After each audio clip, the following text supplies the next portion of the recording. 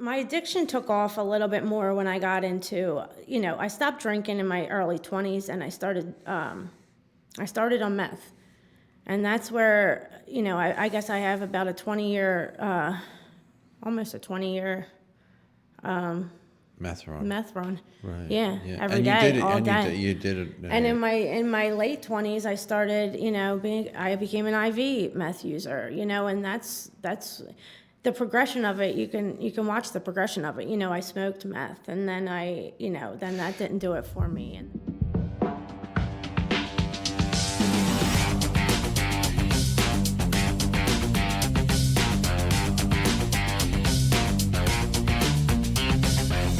Welcome to Just Today, where our platform is a reminder that recovery isn't a solitary journey. It's a community of connections where our guests share their stories and the power of recovery. Just for today. Now to your host, Mike Schutte. So, welcome back to Just Today. I'm looking forward to my next conversation here with Mandi, who I don't know very well, and we kind of have a friend of a friend, and we had some conversations, and I thought it would be awesome, and I really appreciate you jumping on and sharing your vulnerability and honesty and your recovery journey with us today. So, welcome, Mandi. hi, thanks very much, Mike. Yeah, I'm excited to be here. Cool, good. So we'll just dive right into some of the conversations and just tell the audience out there just a little bit about your background, where you're from, your family, and then kind of go, and then we'll get right into it. Okay. I grew up in Delaware County, in a family. I lived with my mom, my dad for a little while, but they divorced when I was early on. My dad always stayed in my life though, so it wasn't like it was a traumatic thing for me when they split up. So it was my mom, me, and my brother, and we lived with my grandma. And the house was kind of like the house where everybody in my family, my mom's one of 6, so like everybody in the family would gather there because my grandma lived there. And, we would take different family members in, whoever was, struggling or, there was a lot of addiction in my family, especially in the earlier years when I was a little younger. Not my mom particularly, but all her siblings had a lot of addiction issues. And so, some of them would go to jail and my cousins would come live with us. And, my uncle would come live with us if he was, kicked out by his wife or something like that. So it was always a lot of chaos in my house, and I loved that. I loved being around people. I always felt growing up that I was very lucky to be in my family. I liked the dynamic. I liked the chaos and commotion. But very close, like very close. Yeah, family, right? I really only know my mom's side of the family. My dad was adopted, so he doesn't really, and his family that adopted him lives farther away. So I never really was close with them. So but my mom's family's an Italian family, and every Sunday was at my house. Everybody was there. Every holiday it was all a big gathering. So I always felt really excited to be part of my family. There was even though there was addiction and things like that. My pop-up was owned a nightclub, so he was a gambler, a bookie, owned a nightclub. Had that. My uncles were bartenders, so like that kind of grew up with environment was always kind of cool. But it was I loved it. I loved all the chaos and commotion, and it was still a positive environment, even though there was people had their struggles. Sure. So tell me a little bit about what your struggles with. When did you start your involvement in substances and drinking, or I know a little bit about it, but maybe tell us kind of how that started to move for you. Okay. I guess in high school I I guess I dove hard, into the drinking, the smoking weed. Weed was always like a constant in my life. I smoked weed like people smoke cigarettes, So when did you start smoking weed? When was that? Probably the same time I started drinking, probably around, as soon as high school hit, I went from Catholic school to public school in high school. Okay. When I switched to high school, so I kind of hit the ground running with that. I didn't really partake in after school activities. I wasn't into the sports. I wasn't into the drama club. I wasn't with the smart kids, so I kind of fell into the track of the kids who like to party. Like to party. Yeah. And as soon as I started partying, I liked partying.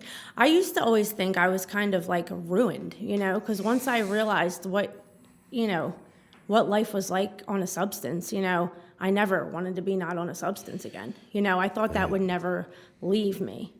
And it didn't leave me for a long time until I really started getting this recovery thing. But I never, I was an everyday user. Like, I was an everyday drinker. I always did everything in excess. So I think, once I started drinking, I drank, to get drunk. And once I started smoking weed, I smoked a lot, and I smoked every day, all day. Right. But that wasn't your drinking, wasn't your drug of choice, was No, it? no. But that's where it started.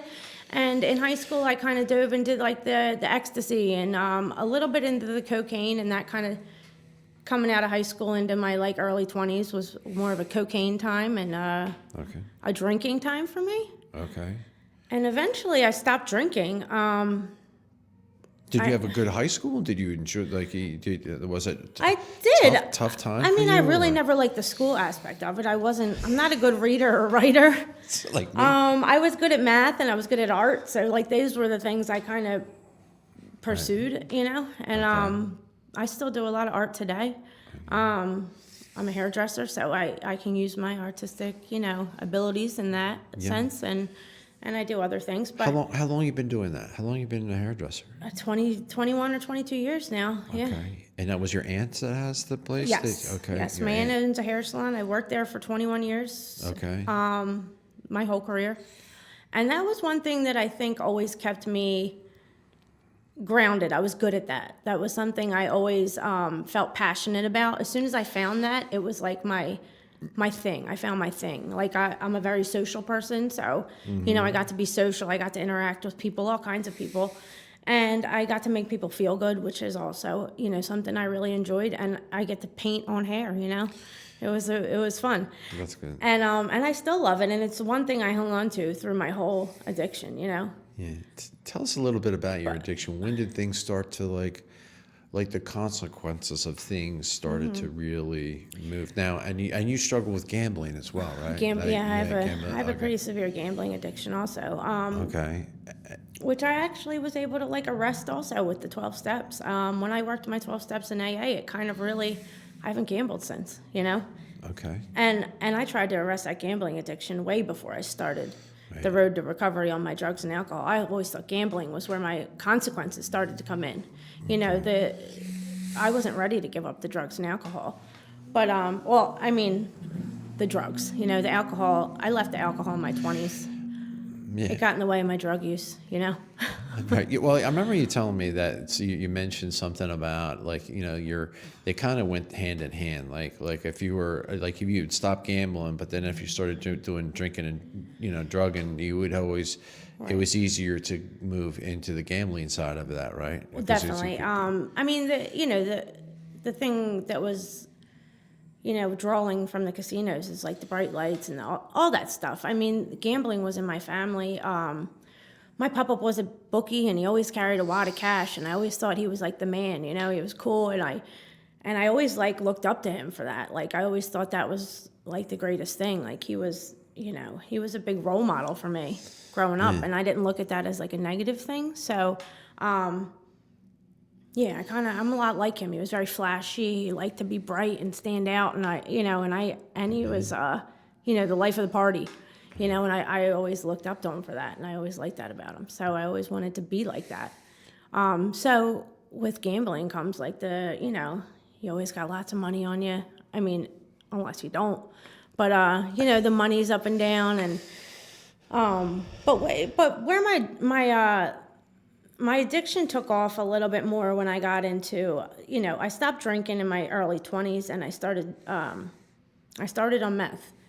And that's where, I guess I have about a 20-year, almost a 20-year meth run. Right. Yeah. Every day, all and day. You did it. And in my late 20s, I started, I became an IV meth user, and that's the progression of it. You can watch the progression of it. I smoked meth, and then then that didn't do it for me, and then. But you could maintain like your job, right? Like you were able to kind of maintain that for a certain amount of time, right? I did. I always was able to present I kind of used I used a couple different substances. I used GHB, which is one of my other drug of choices. I have a few.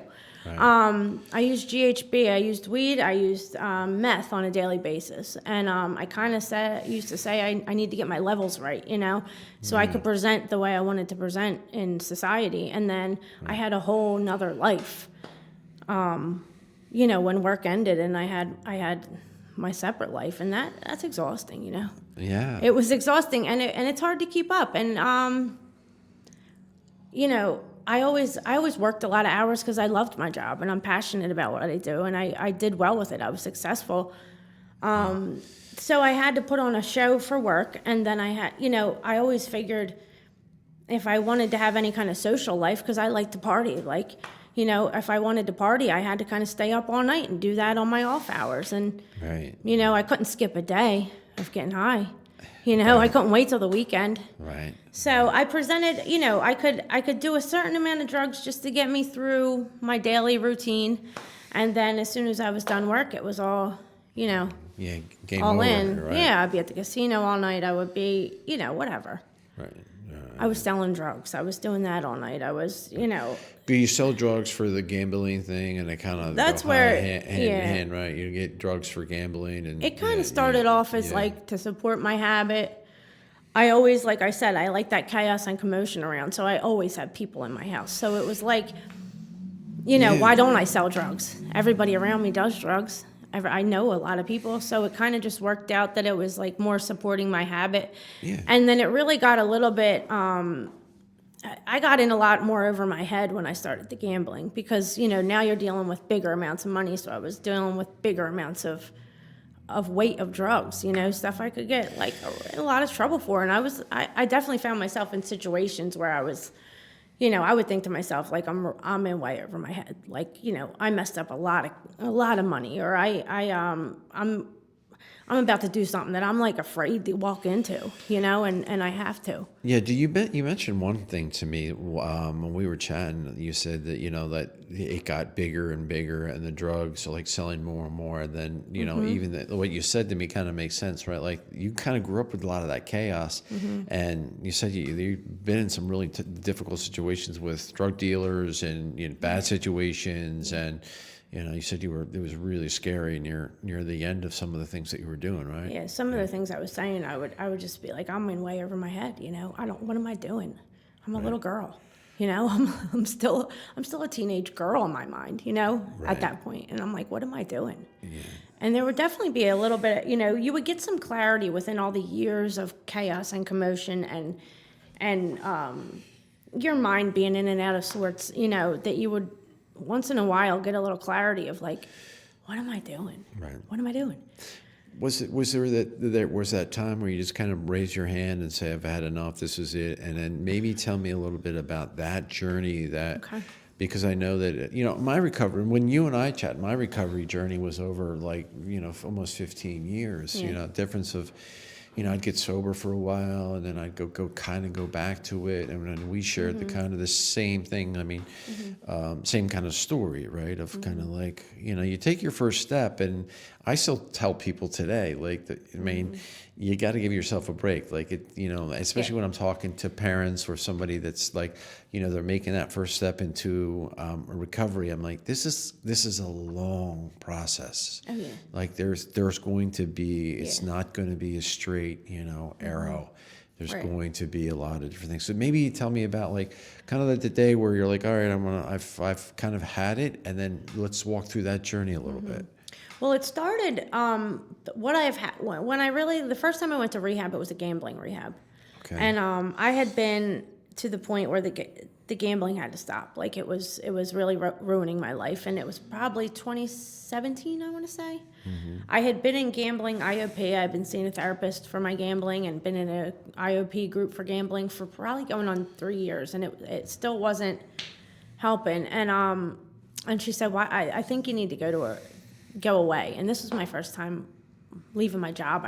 I never even took vacation at work most of the time, so I was like, I can't do that. I can't leave my clientele. I can't leave, it was scary for me to walk away from my life for that long. I had bills, I had, and I just had a lot going on. And, it's never a good time to go to rehab. It's never a good time to walk away from your life.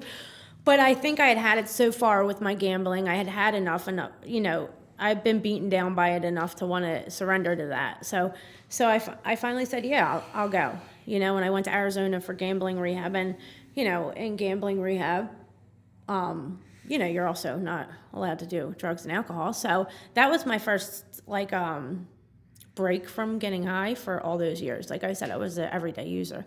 So I kind of just, just wung it with that. I just said, when I get there, I'm just not going to have anything, and it's just going to have to be okay because I really want to get rid of this gambling. And what year was that? That was 2017. Okay. I went out there 2 times, but the second time, I think it was the first time I went out there, I really was ready to get rid of the gambling. I came back, I was clean from drugs and alcohol, but the first thing I did when I got back was get high.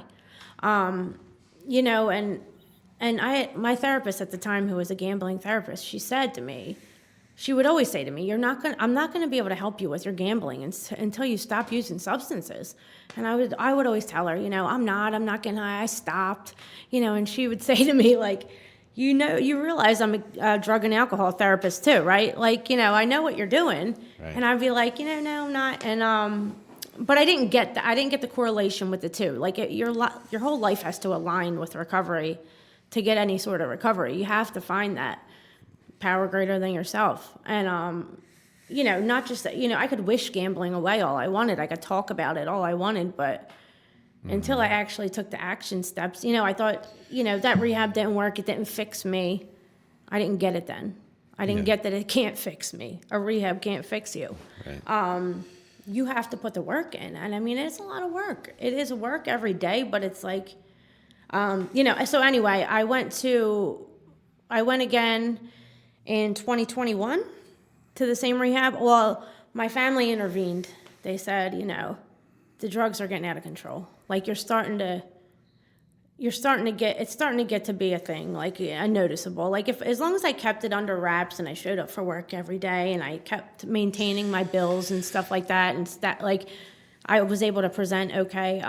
It's progressively always gets worse. Right, it gets worse and it gets more noticeable, and and I would, it was to the point where I would be like 2 hours late, 3 hours late for Christmas dinner with my family. Everybody notices that.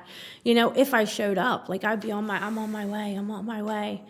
Sometimes I wouldn't even get there, and that was like something I never did. Like all your never starts to show up, Start crossing those boundaries. Yeah. I remember when one of my nevers was, if I start putting cheap gas in my car, I know I'm in bad shape. Like that was one of my nevers, like first world problems, That was it. Yeah. And now it's like, I remember thinking that though. I was like, if I ever start putting the cheaper gas in my car, I'll know I'm in bad shape. Like, I wish that was my biggest problem at this point, Right. But that's where my mind was. And, but then, consequences got worse. My ability to live those separate lives and keep them separate got worse. They were blurring lines, Okay. There was a point where my aunt had to come drag me to work every day. My family never gave up on me, They never did. Yeah, that's good. It's yeah, good my aunt and my mom I'm very close with both of them. And they never gave up on me. Like, they always would try to give me the benefit of the doubt, tell me how much they love me. Every day they were proud of me. I could do the littlest thing and they were, I'm so proud of you, I never had to worry if I was loved or question if I was loved growing up, you know what I mean? Yeah, And even into my 40s now.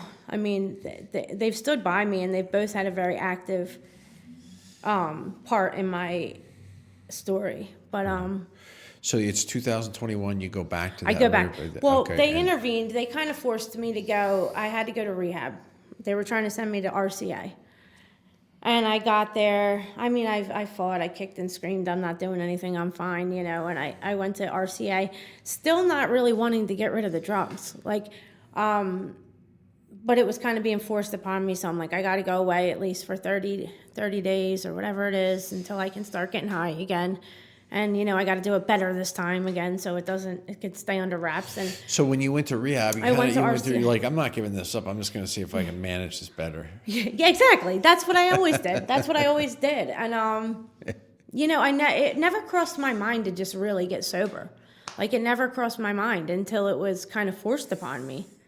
And, it's funny how, some of the things that I would have said in the moment were the worst things that ever happened to me. Some of my worst days turned out to be the best thing that ever happened to me. Yeah. The days I was arrested, the time I spent in jail, the days I had hard consequences. Yeah. Or days in the moment you really are like, oh my God, my life is over. I thought The days you're standing in that fire. Yeah, you're I like, my remember life it, is yeah. over. I don't know how I'm going to get out of this one. Yeah. But my problem was I always got out of it. And whether it was me getting out of it, whether it was somebody coming to my aid to get me out of it, I always got out of it until I didn't, and that's when I had to look at myself and figure out Right. what was going on. But I went to RCA. One of my friends was supposed to come sneak me in something, and within the first 2 days, I let him take my car so he can go get what I needed to get because they were rushing me to rehab, and I didn't get to get what I wanted. I wanted the GHB because I know with GHB doesn't show up in your system. So I wanted to go into rehab. And with GHB this. is like that. Typically from is known as the date rape drug, right? Is Some it? But some people call do it that. Yeah, they do. Yeah. But It's like a when liquid when I ecstasy. hear that, that's what people today. That's what they say. And Yeah. I'm like, no, it's actually It can be if you utilize too much of it, It right? can be. But If you really have to use it specifically. If you don't use, if you overdo it with that one, you go out cold for a while. But it's So that's why still they a call it euphoric date rape feeling, drug. right? If you It's regulate like an it, right. ecstasy feeling if Right. you do it correctly. Yeah. But it's dangerous if you do it if you do it too much, and I'll get to that later because I had to run in with that. But so I sent a friend out to get me this because I didn't think my family rushed me in there, and they weren't taking no for an answer, and they weren't letting me take my time to get in there like they usually did. They were getting a little harder on me for the first time, and I'm like, okay. So, day 1, day 2, day 3, this stuff never comes. He doesn't come. I'm worried he has my car. I'm worried that it's never gonna come. I'm like, I can't do this. I'm not staying here. So I packed my little bags and I walked right out the side door and set the alarms off, and I left RCA like that. And I said, I'll go to rehab, but I'm going back to gambling rehab. So hold on a second, time out. So you're in RCA. How long? Yeah. How many days are you there for? 3, 4. Okay, and you just walk out. Yeah, I walked Okay, out. all right. I told them I wanted to leave, and they said, no, you can't leave. We're not going to give you your phone, the whole thing they do. And I said, well, yeah, I am. So I packed my bags. It was like 10:30, 11 o'clock at night, and I packed all my stuff into little trash bags, and I Walked out. walked out, yeah. And they said, we'll call the cops on you, and they did. And I went and got high. And I said to my family, I'll go to rehab. I give in, I'll go to rehab, but I'm going to gambling rehab because it's a little cushier than this place. The gambling rehab was like in Arizona. You lived in a house. You didn't have to. It was like a PHP program. Yeah, I know the RCA program. I spent some Yeah. time there. I spent Yeah, time in every rehab. it wasn't the problem with the rehab. It was the problem with me. I get it. But I'll still to this day say I hate that place. But it's not. It wasn't RCA. It was me. Yeah. It was. I wasn't getting what I wanted, and I kicked and screamed, and I acted like a brat, like I always do. And I left, and I kind of got my way, and I went to gambling rehab like a day or two later. Back to gambling rehab In Arizona again? in Arizona again. Okay. This time I went for 6 weeks because the 4 weeks didn't work last time. And so I went for 6 weeks there. And I always do really well when I'm in rehab. When I'm learning all the things and I'm giving up, and my mind gets cleared, you know what I mean? But of course I had the GHB shipped out to me there. So I still wasn't ready to give up everything. Right. But on my mind, I'm like, I'm on my best behavior. I'm out here for 6 weeks. What, like, yeah, exactly. Like, oh, this isn't that bad. Yeah, I gave up the meth. I gave up the weed. But that GHB, I always had it as a concept. It was always my backup thing because People didn't know what it was, and people didn't look for it, you know? And they're not testing. They can't find it. They right? can't test for it, and they probably wouldn't even think to, because I don't know. So you get I remember you telling me a little bit about this. Like, you get the GHB and you're in the rehab. And, I'm in that rehab. I'm in and it doesn't gambling go. It rehab. doesn't go that well, does it? Well, no.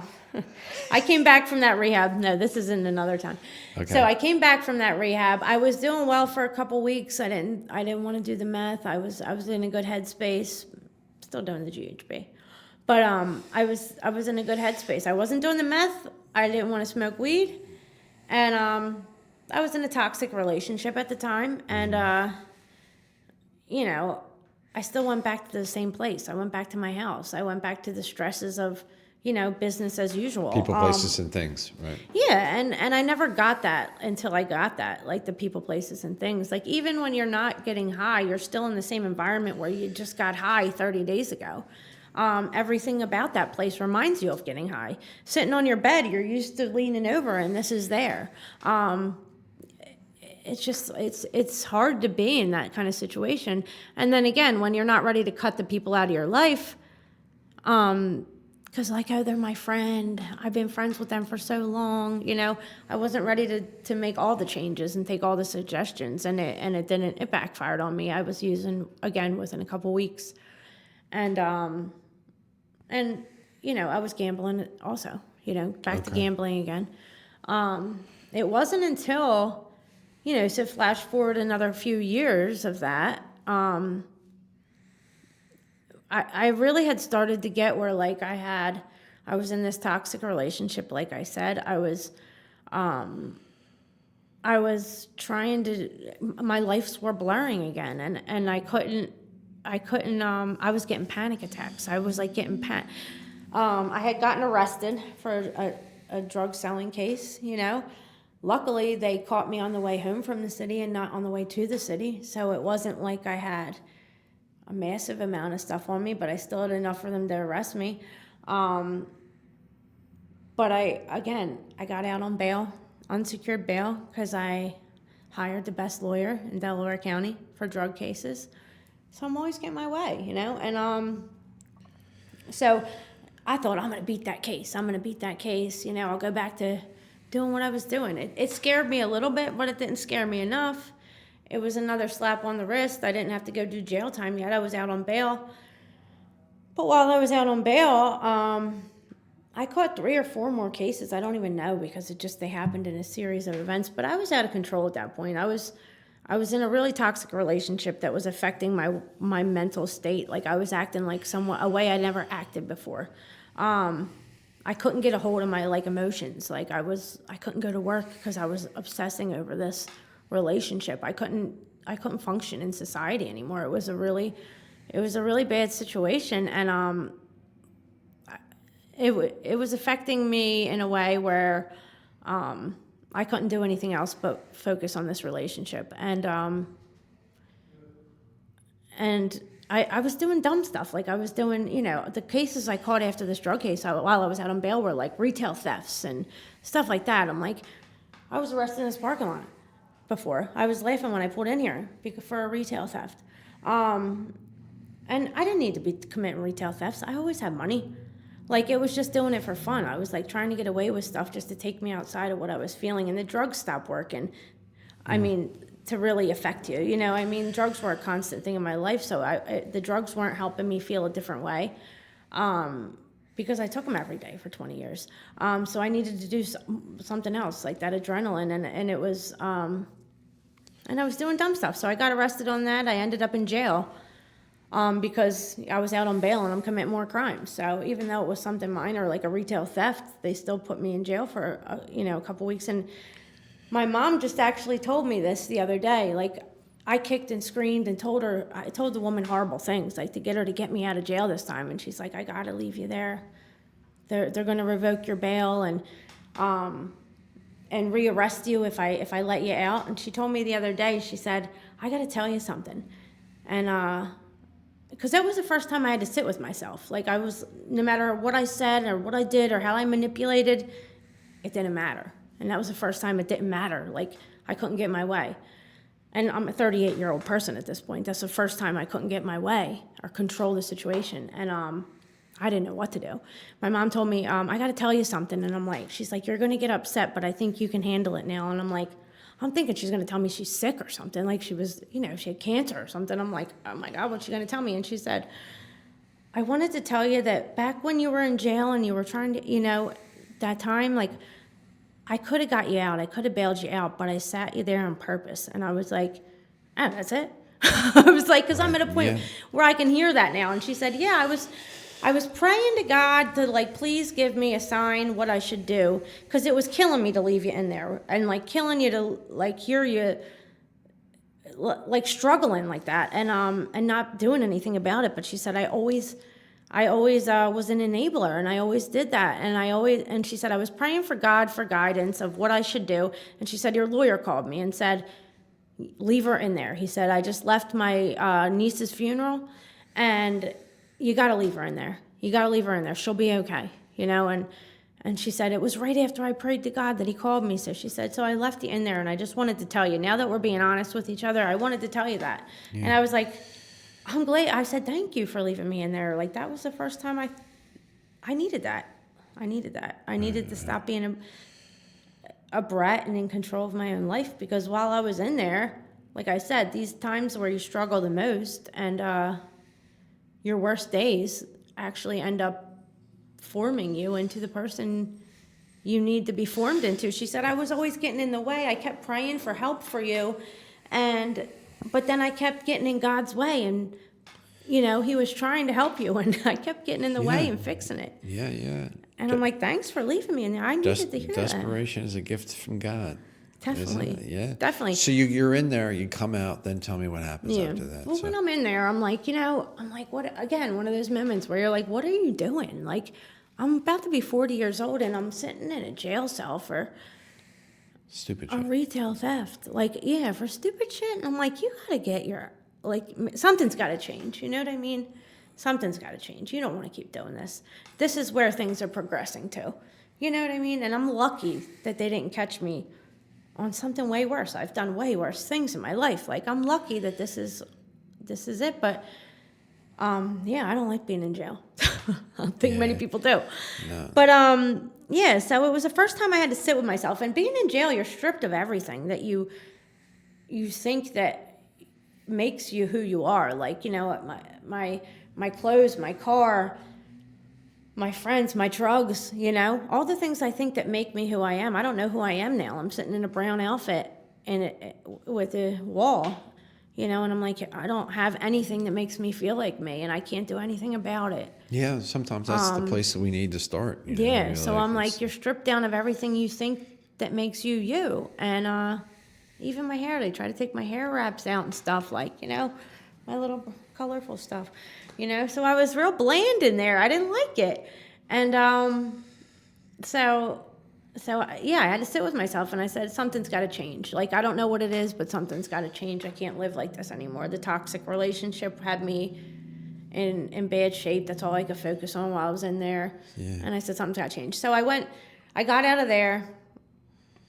I got out of there a couple weeks later. Well, I've never done big time, or anything like that. So I got out of there a couple weeks later, finally. Felt like an eternity. And I was clean for a couple days, but I'm still in that same relationship where my girlfriend's getting high. And the chaos and commotion, I go back to my same place, and I got all the people that I let, live in my house and are there and doing what they want to do. And I'm like, I got to get out of here. So I ended up going into treatment. And still at this point, I thought I was going to beat this case. You know what I mean? And while I'm in treatment, my lawyer had, Delaware County revoked my bail. So that's why I went into treatment also, because I was going to go. They wanted to rearrest me if I had any drugs in my system when I got out of jail, and I did. So I went to Miramont, and Miramont's great. They really they have great trauma therapy in there, and they had a CRS in there that was somebody I had knew prior, and she said, I've been through drug court. They're going to try to give you drug court. She had talked to my lawyer. She said, they're going to try to give you drug court. I've been there, you got to go to a recovery house. Go to a recovery house after this. Because my mind was starting to clear up, and I was starting to pay attention. Because like I said, in jail, I had that gift of desperation. So I'm starting to pay attention and see what people are saying, and I was open to suggestions. And she said, like, give it a try. Go to a recovery house. If you don't like it, you can leave. You still have your place to live in. It doesn't hurt to try it. So I did. I went to a recovery house from there, and I started to find myself getting excited about going to a recovery house, trying something new. Because she said, we all know what's going to happen if you go right back to your house. Like, if you always do what you've always done, you're going to always get the same results. And I had to get out of that toxic relationship. I had to get those people out of my life. So I went to a recovery house. And, I thought What was it? What recovery house did you go to? that time I went to Bridgeway Okay. in Coatesville. I know that. I know them. Yeah. Yeah. Good. I was supposed to go to MVP in Delaware County, which I always knew was a really tough program. And I didn't know, and me being, trying to control everything still, they said, you can't have your car for 3 months here. I said, oh, hang up the phone. I'll go to Bridgeway. I'm like, I'm just coming around to the recovery house idea. Like, that was too much, but I'll go to live in Bridgeway. So I did. So I went and lived in Bridgeway, and I got kicked out of there 3 times. They let me come back. I was still up to my old behaviors. I was still trying to hook up with girls in the house. I was still trying to, I was smoking, taking weed gummies, thinking it wouldn't show up in a drug test. It did. But they, for the first You're time. still manipulating. You're still kind of like living. Yeah, I still totally doing the understand it. GHB, but I'm like, but I'm doing it. I'm getting better. Like, I'm on my best behavior, but I wasn't. I was still trying to convince myself that I wasn't ready yet. I wasn't ready. And but so anyway, I got kicked out of there, and I said, you know what? Let me call MVP and see if they'll take me. Because I really, getting kicked out of there was humbling, I was like, all right, like, now the recovery house doesn't even want me, So I said, let me call MVP. And they said they would take me. And I had to go to MVP anyway, really. Once I signed on to drug court, I needed to be in Delaware County. So I called MVP. I begged them to take me because I was coming from, I was back home. Yeah, I was back okay. home for a couple weeks. I had to beg them to take me, but I was still doing IOP, so they let me go there because I was still giving clean urines and IOP. So when I said I was going to MVP, everybody in my life laughed at me, told me that, I wouldn't last 3 weeks in MVP, and I have to say I kind of I felt the same way, but I had to give it a try. This drug court thing was either, my lawyer told me, take drug court or you're going to end up going upstate. And, I didn't want to hear that. So I took drug court and I went to MVP. And MVP definitely, I wasn't ready for all that either. That was the first time in 38 years that. Just because it was really strict, like they were really. It was a lot. strict. It was. Tough on you, right? It was tough on me, but it's a great program, and I'm glad I was mandated to that program long enough for me to begin to realize that this is where I needed to be. Yeah, And this is what I needed in my life, because they weren't you couldn't control your way out of that. You weren't getting away with anything there. There's a whole group of girls that are holding you accountable. They work on this program that is similar to a TC program in jail, where, the girls call you out and hold you accountable.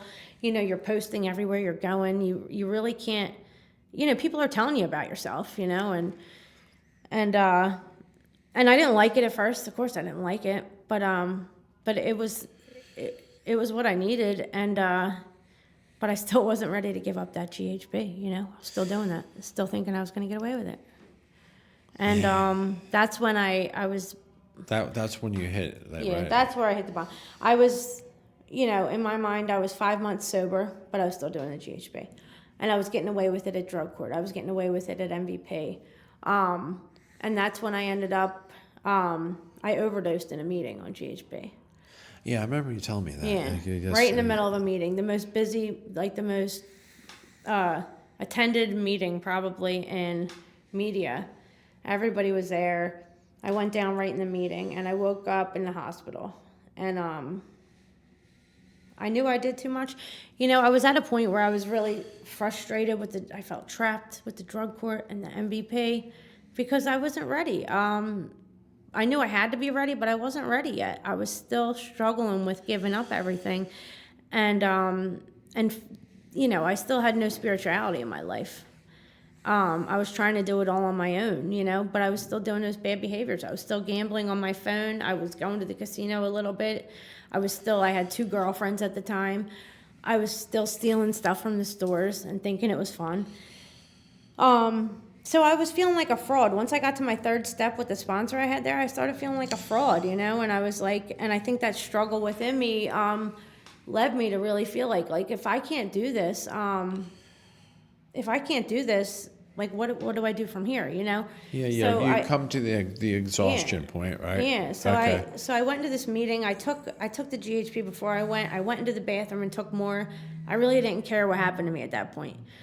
I would never say I was suicidal, but I didn't care if I died in that moment because I felt like there was no way out of what where I let my life get to, you know? And I never hated the MVP program, but I hated myself for getting my life, like letting my life get so bad that I had to be there. You know, I'm like, you know, I really messed up. Like I didn't know what to do. Yeah. And I felt trapped. And so I overdid it at that meeting. And I went down in the middle of the meeting. They had to call the EMTs. Like they said I turned blue. I don't know if I stopped breathing, whatever happened. They took me out. I woke up at the hospital. My mom was there. And she's on the phone with the director of MVP, and they said, you know, probation says, you know, you can either go to George Hill, a psych ward, or you can go back to Miramont. And I was like, I'm like, I didn't do anything. I didn't take anything. Look, there's nothing in my system. Ask the doctors. They're like, there's nothing in her system. But there was. I'm telling MVP, I just had a panic attack, you know, and they're like, you turned blue on the floor, like you're on something. We don't know what it is yet, but we know you were on something, like, and I'm still living in denial. And so I went to I said, well, I'll go to Miramont. I'm not going to psych ward, and I'm not going back to jail. I'll go to Miramont if that's my choice. And the first 2 weeks I'm in Miramont, I'm still like, you know, can you believe these people sent me in here with nothing in my system, and I'm throwing a fit and still in denial, still like pity partying and self-pity myself, trying to convince people that, like, you know, these people are crazy and it's me. And I started to get real with God, though. I said, look, God, like, because internally, I'm saying all that out loud, but internally I'm feeling like now what? Like I could always get myself out of all the trouble I've gotten myself into, but now what? What do I do? I didn't have any answers at that point. I was like, I don't know where to go with this because everybody's got to be so mad at, like, everybody's hating me. Like, MVP's not going to give me another chance. My mom's mad at me. My job, I don't know if I'll ever have my job back. Yeah, you just hit the end of it. Yeah, so I'm right? like, how am I going to get out of this? And I said, the only way is, like, I'm like, God, if you give me one more chance with everybody, one more chance with my mom, with my job, with my aunt, with my family, with MVP, with drug court, like, with you, like everything, like I swear I'll do everything right from now on. Like, and if I don't, like, punish me to the ends of the earth, but like I'm ready. Like, I'm done. Yeah, we hit that was my point. surrender. I remember you talking to me about that. Like, and when you said that resonated with me because I remember that's what I said. I was just like, God, give me one more chance. When I was at the end of mine, basically on my knees in this Baptist Union church, you know, years ago now, but it was like, I never forget it. And that's when we really started connecting because I was like, and I've done every day I work and I think about that all the time. Like, give me one more chance to get my life back, right? Because we come to that point, right? Yeah, I said, look, I'll be honest. I'll get honest about everything. I won't lie again. Yeah. And I literally have not. I've been honest about everything, even if it's going to get me in trouble. I've been honest about everything after that. Right, you came clean about the whole. So I did. I went right down. I went right down and told my counselor. I said, "Look, this is what I did. I got to call MVP. I want to call drug court." We called my PO. I came clean about what I was doing. My mom knew it.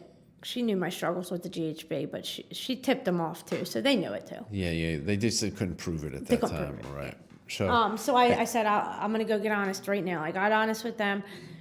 And I started to feel better. And I was like, I mean, just sometimes when you get honest, you're just like, it's such a weight lifted off your shoulders. You're like, Isn't it? I love being honest now. I'm like, I'll be brutally honest, not to hurt, not to be mean, but I'll be brutally honest, even if it's like, because there's nothing worse than being in a situation where you're like trying to spin some story and you know you're lying and they know you're lying and you know that they know you're lying, but you're still trying to stand there and say something. And it's like, you'd feel this big. Yeah, well, the addiction, the addiction, I always say, I've talked about it a lot, is addiction is about deceit, right? Yeah. And it's like, the thing about it is that I've learned over, because how we change those behaviors, and when those behaviors we have to change over time, right? And we're always reevaluating those behaviors, right? Like looking at that kind of every day. Is that what happens to us is that if I continue to do something that's disagreeable, that it's dishonest, that eventually, that's going to turn us towards our substance, because we're going to want to escape those feelings, right? So that's something about that honest program. Yeah. And if you talk to anybody that's a former, an addict that's always struggled, honesty. When I talk to a lot of people, it's like, honesty is the critical thing for me to stay in recovery, right? Same. Not just Even sober, but what. Recovery, right? Yes. Yeah. And that's where I always want to stay. And that's where you met your sponsor, right? That's where I met my sponsor. So I was feeling good that day, and I went down to, Miramont brings in outside meeting every night. So I came into my meeting, and I met my sponsor, Laura. She's amazing. She was on. I just saw her on your show. We've had her on. She did a great job. And she's an amazing person, and you see how vibrant she is. So she came in, and it was, and I'm feeling good, and I'm ready to get this recovery thing on the road. Now I want to get out of here and get this on the road, because I feel good and I'm ready to do it, and I'm being honest and willing and open and gonna do it all right. So Laura comes in, and she just speaks, and it wasn't even what she said, but it was how she was. And I'm like, I wanted to be like that. She was just genuinely happy. She loved her life. Yeah. She always, and you could tell she wasn't just saying it. She was like excited. She lived it. And I was all right, if that's what recovery can look like, because I thought recovery was going to be dreadful. Yeah. I thought it was going to be, I was going to have no friends, I was going to be boring, I was going to have no life. Black and white TV. Yeah. She says it all the time. She's got, color TV with a kitty cat T-shirt on, I think she says. And I mean, that draws the picture of exactly what we addicts think recovery is. Yeah. It's like, I'm going to have no friends. I'm going to be, I'm going to be bored. What am I going to do? I'm going to be. How am I going to have fun again? Right? Yeah, exactly. Yeah. And I'll tell you what, it's the opposite of what I found. I mean, I've had so many memories in the past 2 years. I look at my phone and I'm like, oh my God, I've been having a blast. I have the best friends. I met my best friend in recovery. I met my girlfriend in recovery since I've been here. First healthy relationship I've ever been in. But I met Laura that night. And she said, and it was the way she was, and she always says she recovers loudly so people don't die quietly, and she does. She's excited about service. She always tells me, don't be nervous, get in service, like that.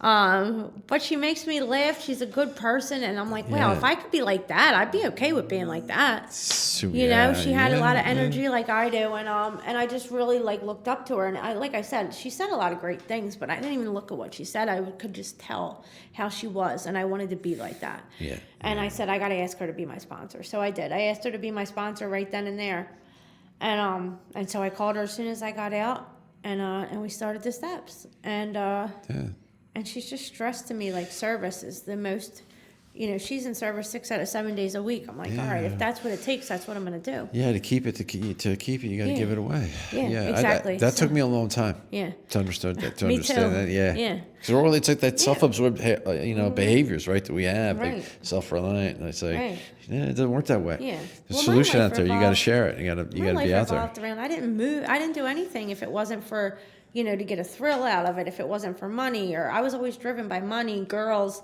drugs, just, something that was going to give me something back. But those things are only. Me too. Yeah, right. But those things are so temporary. They just, and you always need more of it. And it's just never going to get you what you really want to feel. It's never done for me what helping another person has done for me. Because it's- those things stay with you.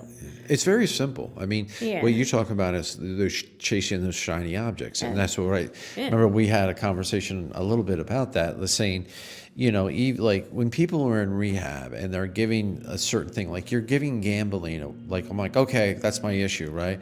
But we are focusing on chasing shiny objects. That's why That's how they say they frown upon relationships in any type of rehab, because you're not focusing on yourself. You're not focusing on solutions. You're focusing on another form of pleasure. Right.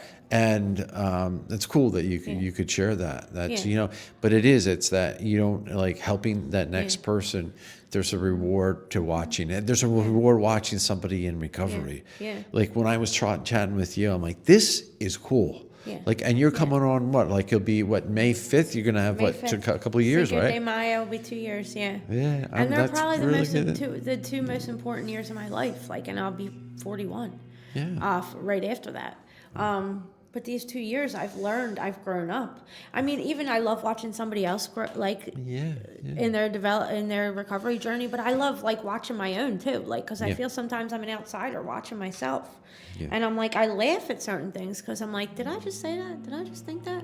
And I'm like, and when I was still in my fraud mode of partially in recovery and trying to pretend to be, I used to always think to myself like, who are you kidding? You can't do this. You can't do this. This isn't you. You're never going to be able to do this. But when I had God on my side, I got God on my side. Now I talk to God like he's my imaginary friend, like in the car with me. Like I'll be, and it is. I feel like I have such a close relationship with God. Like I go to church now.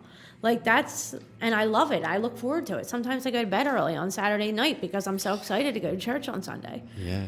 That's And I cool. found a church I like, but watching my own recovery journey has been crazy because you accidentally get all the things, like by focusing on yourself and doing what you have to do for yourself to stay open, to stay,